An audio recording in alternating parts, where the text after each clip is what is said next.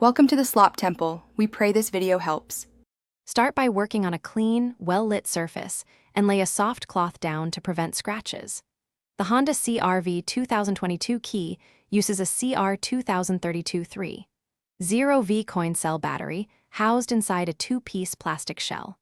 Remove the emergency metal key first by sliding the release and pulling it out. Use a small flathead screwdriver or a coin to pry open the seam gently. Apply steady pressure at the notch until the halves separate. Keep track of any springs and small parts in a tray to avoid loss.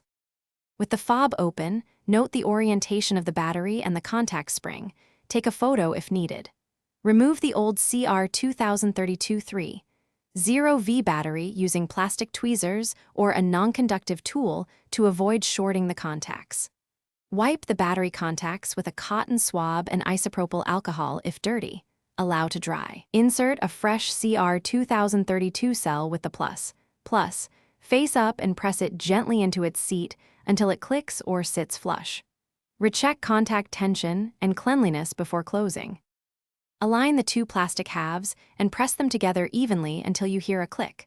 Avoid forcing one side first, which can misalign tabs.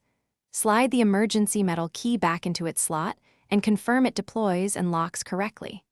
Test the remote functions from several distances. A working key should lock and unlock doors reliably and operate the remote start or trunk release when equipped, typically up to about 30 meters. If the remote fails, consult the owner's manual or dealer for reprogramming instructions.